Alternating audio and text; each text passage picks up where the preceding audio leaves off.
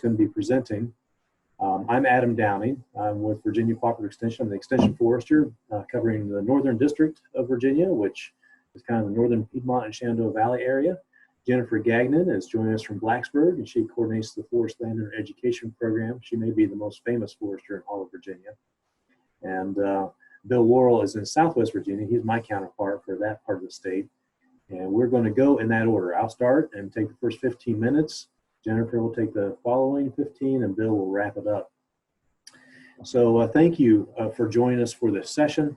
And as I do some more introductions here with regard to the topic, I want to invite you to complete this poll. We have a little question here that will give us a little interesting information, and then I'll share the poll results with everyone. But if you are a landowner, would you go ahead and answer this question? If you've sold timber in the past, yes or no? And then also you can select more than one answer on this poll. So yes or no for if you sold timber or not. And then if you're considering selling timber, if you are planning to sell timber, if you might sell timber, or you do not plan to sell timber. So you should click two choices there with regard to if you have or haven't in the past and what you're thinking is for the near future, next couple of years. That's near in forestry terms, by the way. All right, I see people completing this. Is great. Very good. For those participants who just joined, you might see the chat. Feel free to jump in there and share where you're doing the meeting from and where your land is, if that's somewhere different. That'll be fun to know, but certainly not a requirement. All right, I'm going to go ahead and end the poll. It looks like we've got a fair percentage. But, oh, okay, someone said, all right, I didn't do something right with the poll. My apologies. I would just go ahead and end it and share the results anyway. So I didn't set that up right, but we've got people who have sold before and not sold before, and the slight majority for not sold, and then looks like everyone is either going to or perhaps is going to. Of course, not everyone was able to select two choices. Thanks for pointing that out. Sorry about that. A little technical glitch, but well, it's all right. We're going to charge right ahead here. So this topic is timely all of the time for people who own woodland. It's something to be aware of. Most landowners, by the way, don't own land for a primary purpose of selling timber, but it often becomes important at some point in time for whatever reason. And in times of economic downturn, like we are in now, that's one reason why landowners who maybe weren't planning to sell timber at least start considering it, because it is a resource that you have that might help fill an economic gap. And so while this topic is important anytime or all the time, the decisions have a long-lasting implications. You know, trees grow slowly compared to most decisions we make with our resources. And so we want to help you be informed to make good decisions so you can feel good about the outcomes. And just a note that that the state, in our partnership with Virginia Department of Forestry, the Virginia Association, Virginia Forestry Association, and us with Cooperative Extension Virginia Tech, we're all partnering together on this statewide initiative that we're calling Pause, Plan, Act. So we're encouraging landowners to pause, then plan, then act with regard to selling timber. Don't make a quick decision that you might regret later. All righty, so let's advance to the next slide and get rolling here. This is just showing the three different sections that we'll be covering. I'll be covering the dollars and processes piece of this. Jennifer will talk about management, and Bill will talk about timber theft. I've got a number of pictures on each slide, or at least one picture on each slide. I just want to bring some color, so to speak, into this so you can kind of see how timber sales go too. We're not focusing on the process of selling timber, but we are, we're not focusing on the process of harvesting, we're focusing on the process of selling. And so, but nonetheless, we've got some pictures here to share with you. And this picture is just to point out that in addition to working with landowners during landowner education, we also work with loggers. And Virginia has a good educated logging force, and there's a sharp logger program that's coordinated also out of Virginia Tech with one of our colleagues, and we all work with that. And we work very closely with the Virginia Department of Forestry in both logger education and landowner education. And that's not the last time you'll hear us mention that agency as a great resource.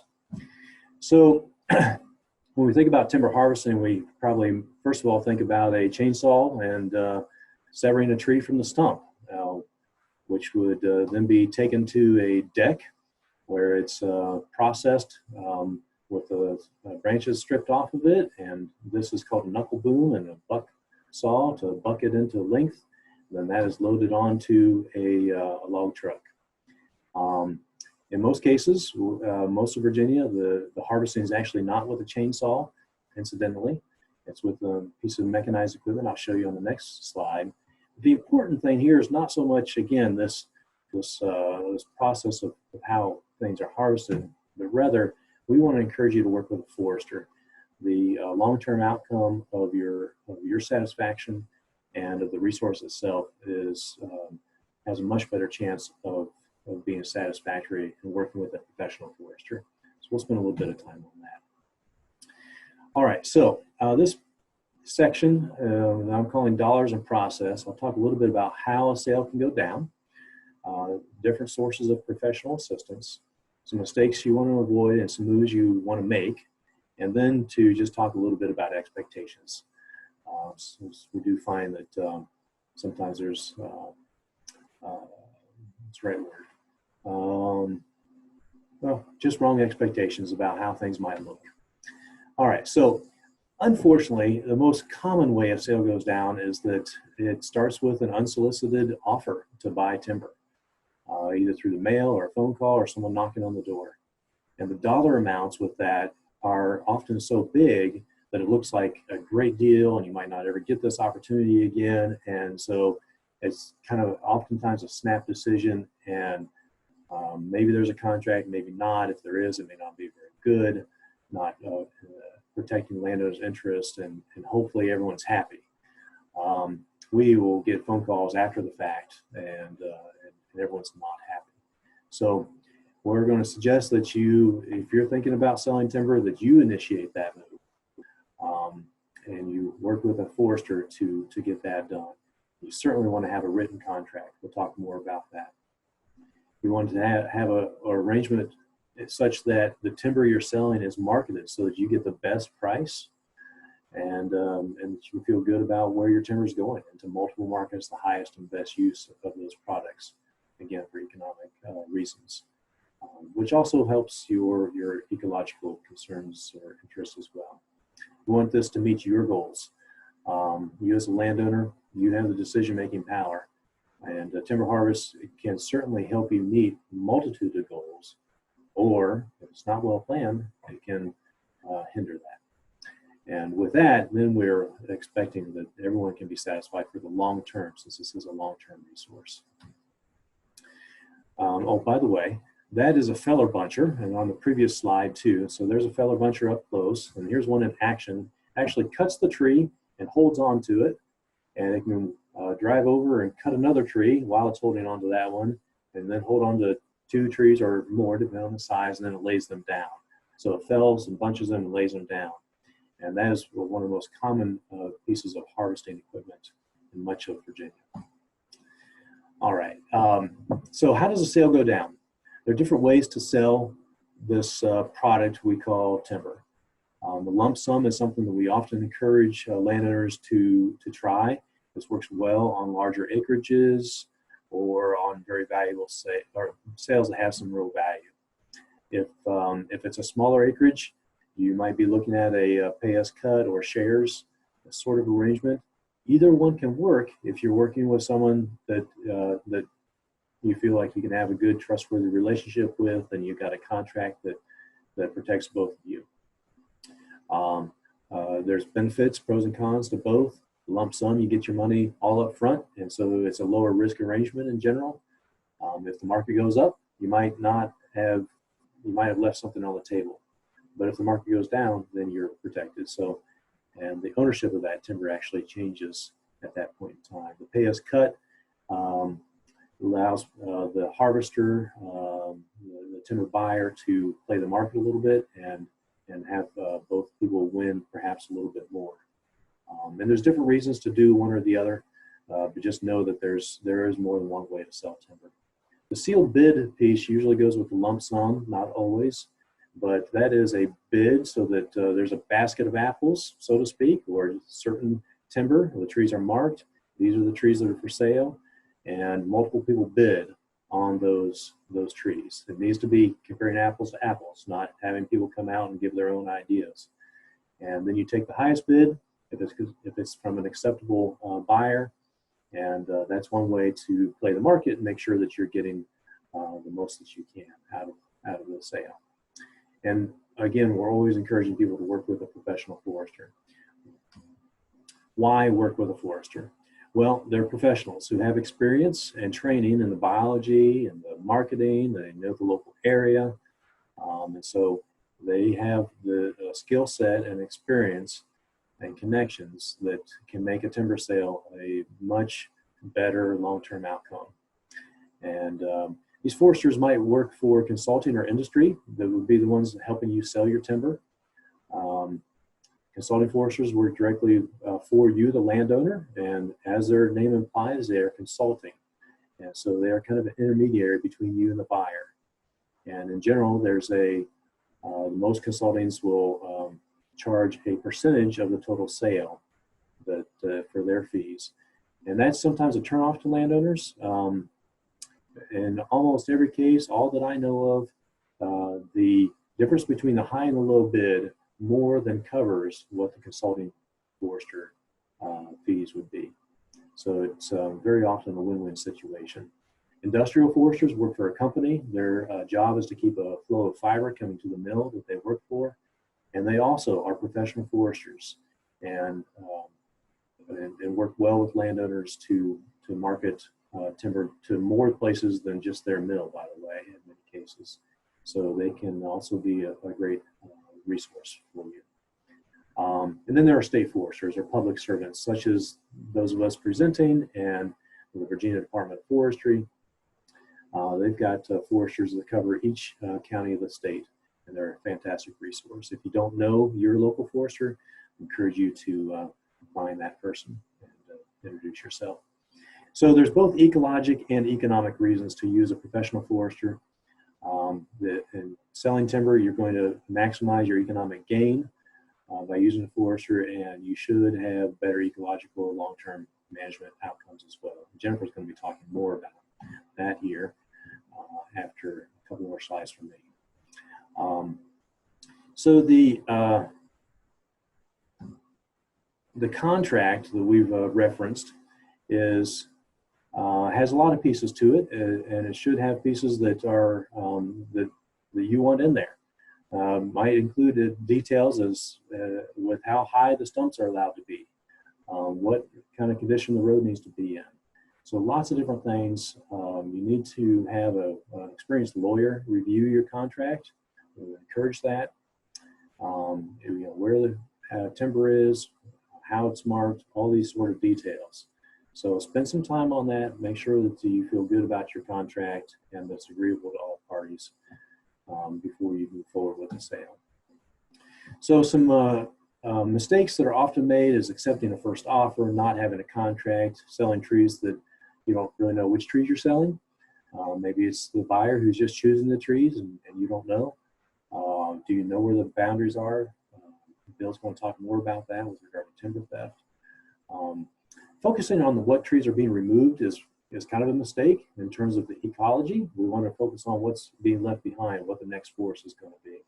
And of course, if you're not thinking about your goals other than short-term economic need, that may be a hampering effect for the future.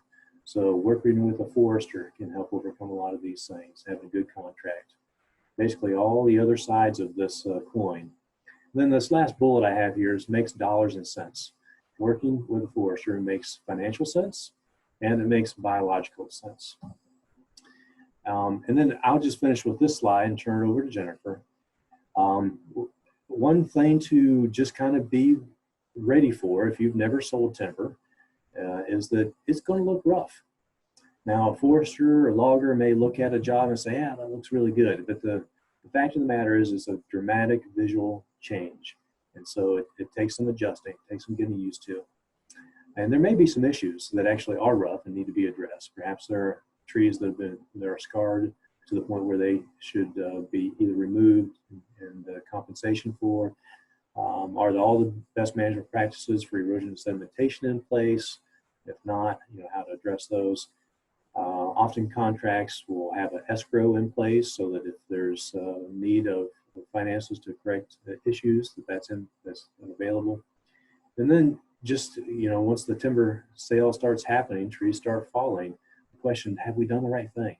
Well, to answer that question, Jennifer is going to pick up the baton here and to give you kind of the biological side of things. And if you're doing it for reasons that meet multiple goals and objectives, then you're doing the right thing. And certainly the economic need is part of that, but it's probably not all of that.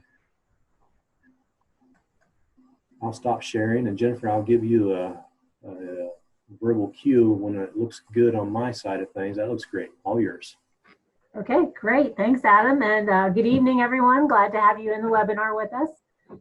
So at this point, let's assume that you have decided that you want to sell your timber and you've decided how you're going to sell your timber. There are some other things that you should consider before moving forward with the sale. And so I'm going to talk about some of those. And all of these things you should discuss with your forester. They're the ones that can actually advise you on which of these is most suitable for your goals and your property. So that is the first thing I want to talk about is what are your timber harvest goals? So, your immediate goal might be income generation. Okay, you're cutting your trees because you need some money.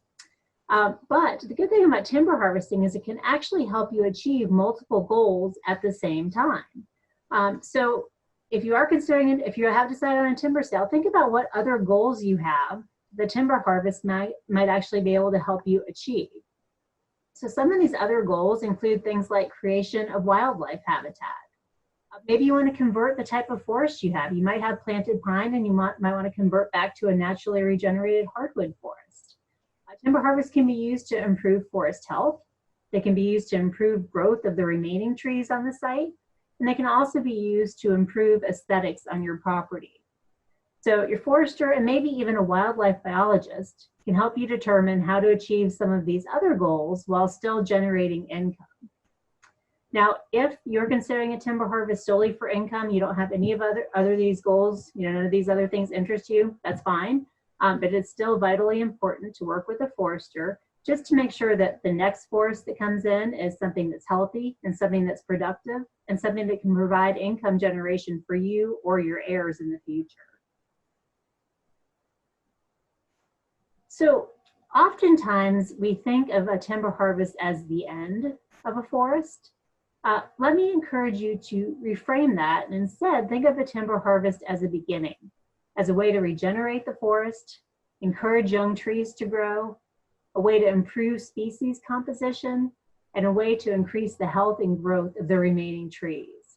A truly sustainable timber harvest will focus on what the next forest will look like, how the new trees will be recruited, will they be planted or will they come in naturally, and what species of trees will be recruited. Unfortunately, and historically, and even today, it's not uncommon to see timber harvests, particularly in the Appalachian hardwood forest, where the best and most valuable trees are removed from a site and only poor quality trees are left behind. And really very little, if any, thought is given to what the next forest is going to look like. These types of forests have different names, but they have similar results. And so I encourage you to look closely at this photo. This site has recently been harvested and all of the large, high value, high quality trees have been removed from the site. And so this did result in a great deal of income for the landowner and people like that. And also landowners tend to like these partial harvests because large trees are left behind. There's still a forest there. But take a look at the trees that have been left behind in this picture. Some of them are forked, some have big defects on their stems, some have sweep, some have broken off at the top. So these trees will remain, some may die off, but they're never going to be high quality, straight, valuable timber trees. And these trees are also the ones that will be providing seed for the next crop of trees that will be coming in. But these trees might have bad DNA, which means their offspring might also grow like this. And so you might not have a good high quality forest afterwards.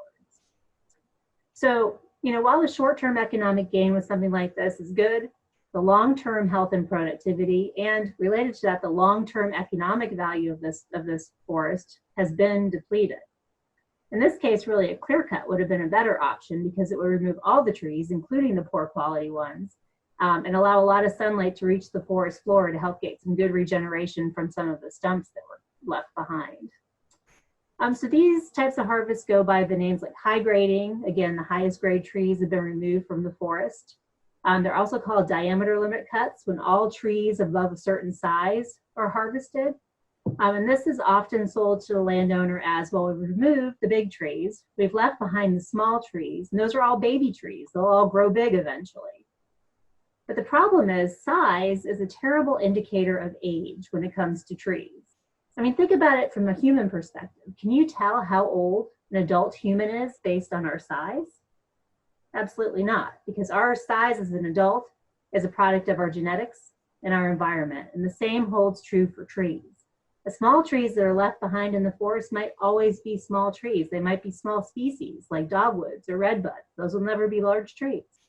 There could be something wrong with the genetics of the tree where they just simply can't grow as fast as other trees. Or there could be something wrong with the environment. The tree could be growing on a rock or in just a patch of poor soil, so it's not going to be able to grow as well. So size is a terrible indicator of trees. Small trees are not necessarily baby trees. And then the last term that's often used to describe these types of harvests is a select cut, when select trees are harvested from the forest. And I'll come back to that in a few slides. But this is not something that we consider to be sustainable because it's not sustaining a healthy, productive forest into the long term. So let's talk about some types of timber harvesting that are sustainable. They really fall into two categories. There's timber harvesting that results in an even-aged forest, where all the new trees that are coming in are about the same age. And there's harvesting practices that create an uneven-aged forest, where the final forest has 3 to 4 distinct age classes in it. So I'm first going to talk about the even-aged harvesting methods. And the first one is a clear cut. So even-age harvesting methods are used to regenerate forests that are made up of trees that are shade intolerant, so tree species that need a lot of sunlight. So this applies to most of the southern pines and also to yellow poplar. They need lots of sunlight to grow. So in a true forestry clear cut, all the trees are removed from the site. And in this photo on the right-hand side, you can see a 1-year-old clear cut. And on the left-hand side is a mature loblolly pine forest. So a clear cut quickly and dramatically changes the forest. And it's most common to see these types of harvests in pine forest, but they're also suitable for hardwood stands, particularly in hardwood stands that have been severely degraded by poor harvesting practices over the years. So in this case here, the clear cut area was planted with loblolly pine seedlings. It was artificially regenerated in the winter following the harvest. And I will say that I work with a wildlife biologist who calls these types of areas wildlife grocery stores, because all the sunlight reaching the forest floor here results in an explosion of growth of herbaceous plants and briars, things that provide a lot of cover and a lot of soft mass for many different wildlife species. So this is really fantastic for wildlife. There are 2 other types of even-age harvesting methods. They're not terribly common in Virginia, but they are worth mentioning, and these are called the seed tree and the shelter wood cuts. The idea behind these harvesting methods is to remove the mature trees in stages instead of all at once like we see with the clear cut.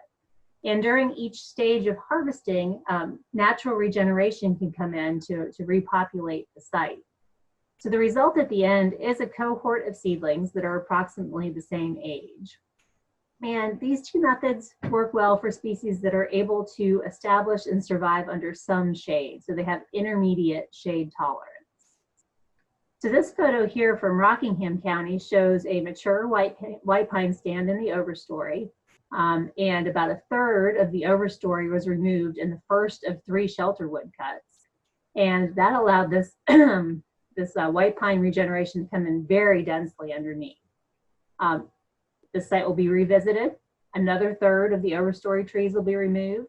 And then the final cut, the trees will be removed at the end, and we'll just have this nice cohort of regeneration.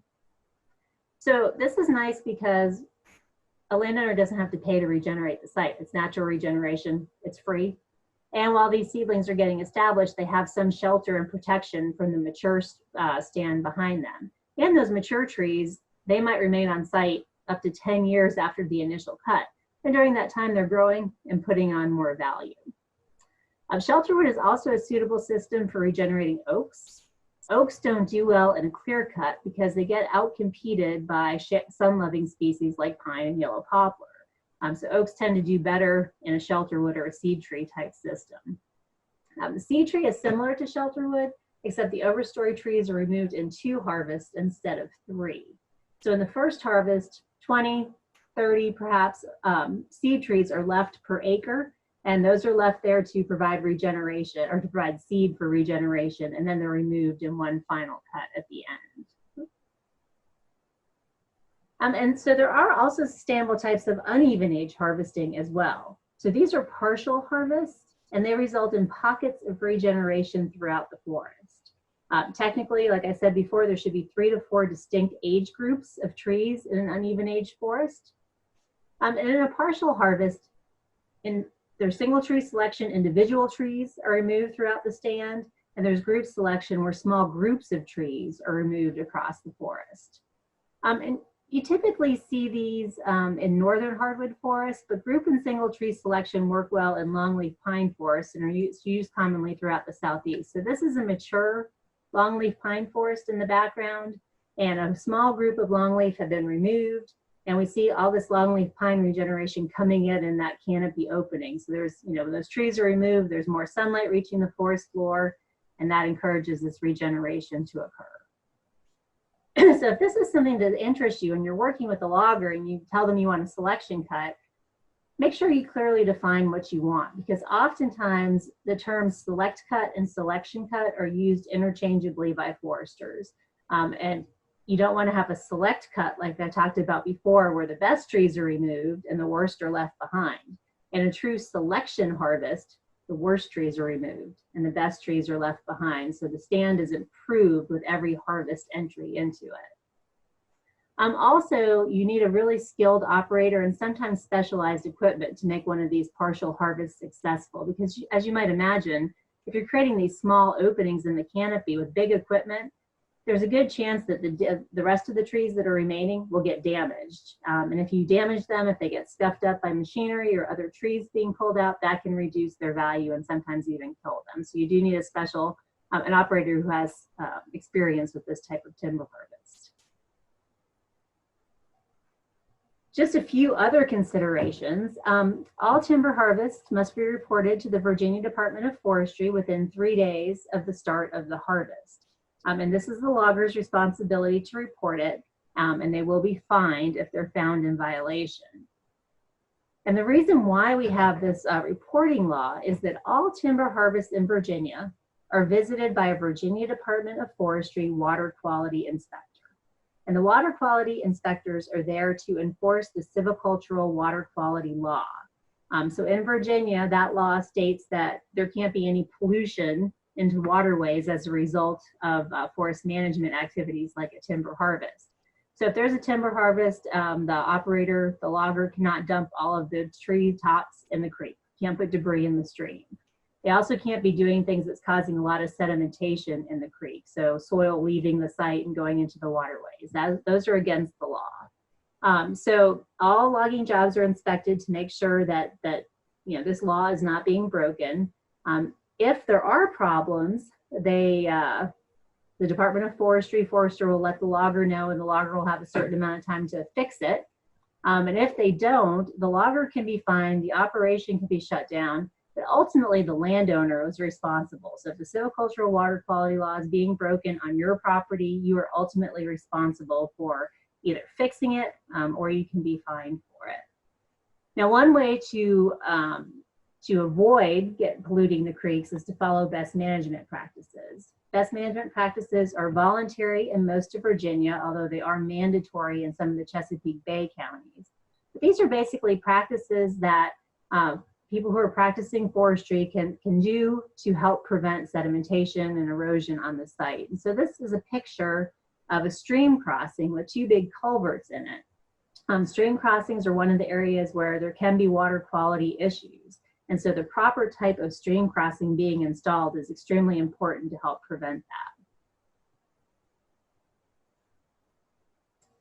that. I mentioned damage to residual. So in some of those partial harvests where mature trees are left behind, again, you want to make sure that those trees are protected as best as they can be. How a logging job looks can be important. Most places in Virginia don't require landowners to do anything to protect the aesthetics of a logging site. But, you know, sometimes if you don't want to hear complaints, if you live along a major highway, you know, sometimes when people see a timber harvest going on, it upsets them. They don't like how it looks. And so there are certain practices that you can work with your forester and loggers to implement to help minimize the appearance of an active timber harvest. And also timber trespass and timber theft can also be a concern. And Bill is going to talk about those in just a minute. As I mentioned earlier, a timber harvest should be thought of not as an end, but as a beginning of a new forest. So really, before any trees are removed from your property, you should have a plan in place for how the next forest is going to be regenerated. So this can involve planting pines or allowing for natural regeneration to take place. We don't typically plant hardwoods in Virginia. We usually allow natural regeneration to take place. Unfortunately, in Virginia, our hardwoods are very excellent at producing stump sprouts and reproducing all on their own. So in these photos here on the left, I have a picture of the Virginia Department of Forestry seedling nursery in Cortland, Virginia, where they grow millions of loblolly pine seedlings every year. And so these are just the loblolly pine seedlings still in their beds. Those are pulled after 1 year and sold to landowners. And so in this picture, one of our former extension agents is teaching a landowner how to use a dibble bar to put a loblolly pine seedling in the ground, which you can see in the right-hand photo. So the Virginia Department of Forestry also has a hardwood seedling nursery, and that is in Augusta County. And so landowners can purchase hardwood seedlings from them. But again, we don't often plant hardwood seedlings. They require a lot more care than pine seedlings do. So when we put a hardwood seedling in, this picture over on the right shows a hardwood seedling in a tube. That tube helps protect them from browse, from deer. And oftentimes there needs to be a little bit of competition control around that as well to get the hardwood seedling to survive. And even then, we don't have great survival of those. The picture on the left shows stump sprouts. So our oaks, yellow poplar, this is a picture of a yellow poplar. When they're harvested, the stumps produce a whole bunch of sprouts. And these sprouts can be really fast growing because they have access to the mature root system that the big tree that was there growing there before had already grown. And so stump sprouts can be very vigorous. This is a particularly vigorous sprouting yellow poplar. So that's typically how we regenerate our hardwood forest here. So all these things you should take into consideration before your timber harvest takes place. And again, talking to your forester can help ensure that your next forest is healthy and fully stocked and meets your ownership goals. So now I'm going to turn it over to Bill.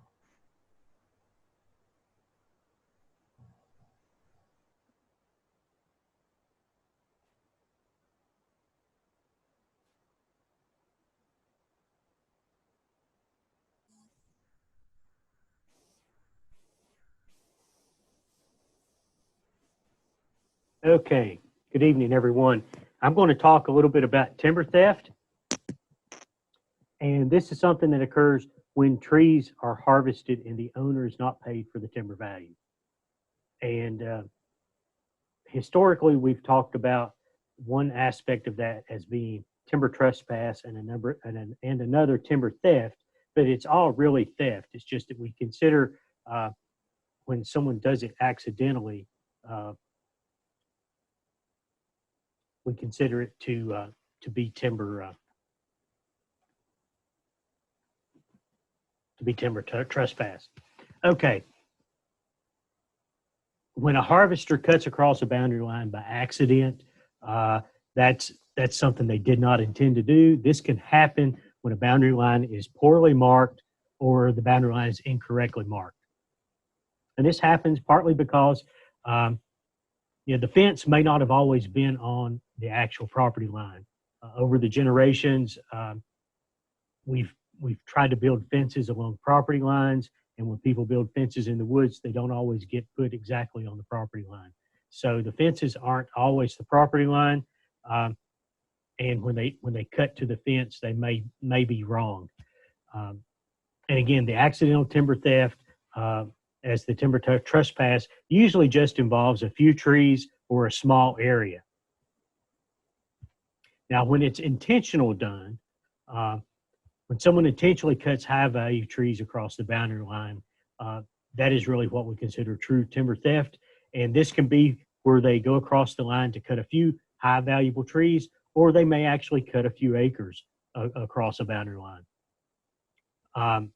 Someone can also cut high-value trees along a road through a property.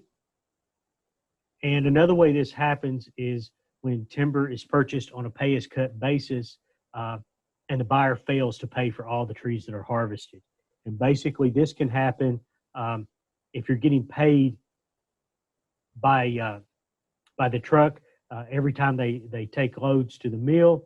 If they don't report all of the loads that they took to the mill, they could be then not paying you for all of the trees they harvested.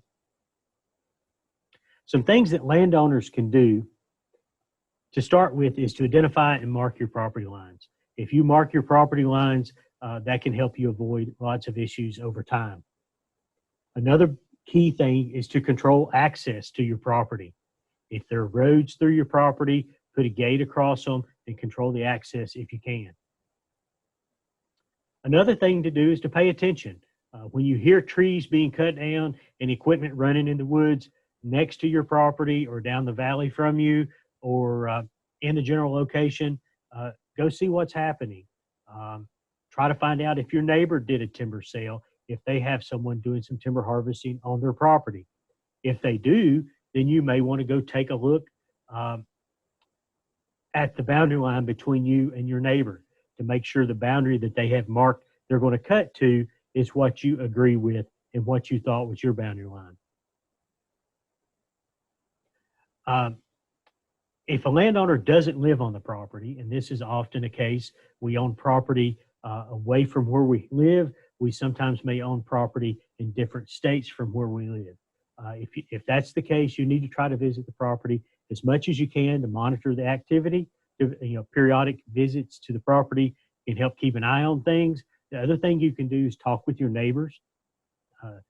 Talk with your neighbors to see what's happening and try to find out if there's anything going on your property. And the other big key thing there is to make sure your property lines are marked. If you don't live on your property or near your property, you really need to make sure those property lines get marked to help identify your land. And another thing you can do is if you don't live on the property, you may be out of state, you can look at leasing the hunting rights to your property to a family or to a hunt club. And those folks have always been good over time to help monitor what's happening on your property. Because if they're paying for rights to be on your property for hunting, they're not going to want other people trespassing on your property. Now, there are also some things you can do when selling timber to help protect yourself. The first thing you should do is to seek professional help. Talk to a professional forester. Talk to the Virginia Department of Forestry, industry foresters. You may also want to hire a consulting forester to help you through the entire timber sale process. They said earlier in our presentation, when you go to sell something, you really need to know what you have and what it's worth. And a consulting forester can help you with that. They can also help you with the contract and also help monitor the harvesting when the logging is started to make sure things proceed as you had planned. Another thing to do is to make sure you do business with reputable foresters and loggers.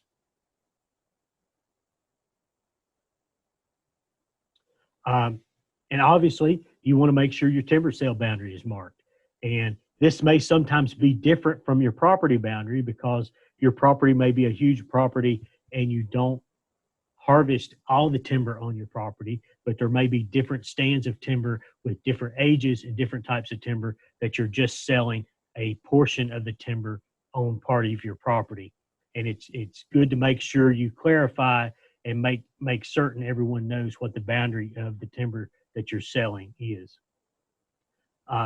When you sell, if you can, it is best to do a lump sum sealed bid sale. You minimize your risk there because you're going to get paid for your trees. When you sell it, you're going to be paid for your trees prior to the harvesting beginning. The other obvious thing you should do is always use a contract. Use a contract with whoever is purchasing your timber. And in that contract, you want to make sure you have spelled out when you get paid and how you get paid. And that is especially important if you do a pay-as-cut timber sale.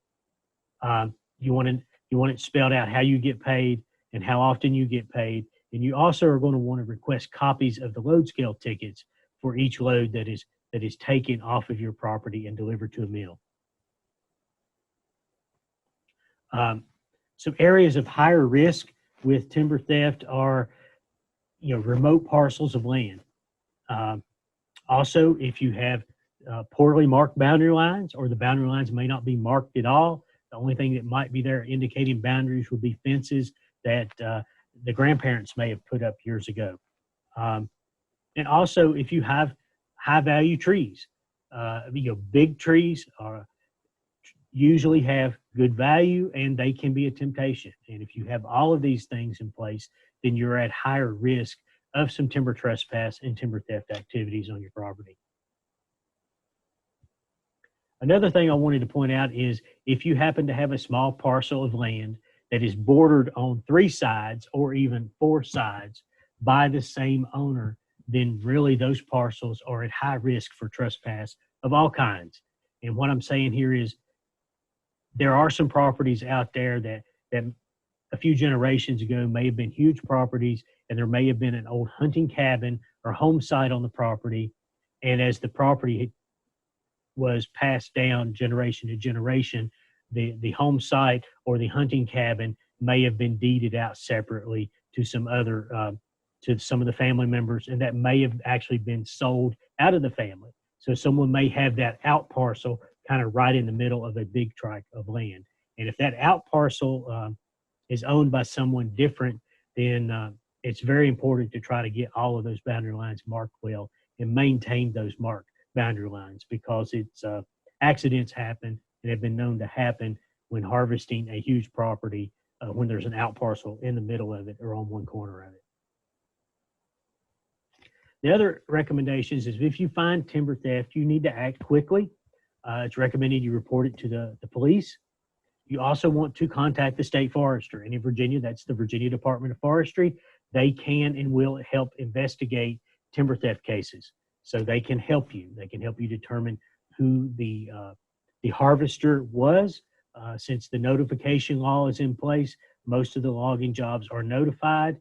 So if someone was working next to you and cut over on you, they can help you find out who that is. Another thing you want to do is take some pictures. You will likely need to hire a consulting forester to help determine the value of the trees that were taken. And then you want to try to get paid. And I suggest you try to negotiate a settlement, and you should be able to get a settlement if it was an accidental timber trespass issue. If someone accidentally cut over the line, if the line was marked incorrectly, or everyone was working as the fence being the property line, and in the end it turned out the fence was not the property line. So again, you should be able to get a settlement to get a fair value of those trees paid to you. And again, my final message is one that I've mentioned 2 or 3 times earlier, is to clearly mark property lines. If you own a piece of property, it's in your best interest to mark the property lines and maintain that. The other thing that it's really important is if you know where the lines are, and you may not have them painted per se, but you know where they are, and there are things out there to help you identify where they are, you need to make sure the next generation in your family knows where those lines are. Because there have been instances where grandfather knew where the lines were and they shared it with their kids, but the next generation didn't spend as much time in the woods, and then they may not have learned exactly where those markers were that helped identify that land. So it's really important that you mark your property lines. And that's going to sum up my comments, and I'll turn it back over to Jennifer. Okay, so we have talked a lot about hiring a forester. So how do you go about finding a forester to work with? And we will have this webinar published, and so all of these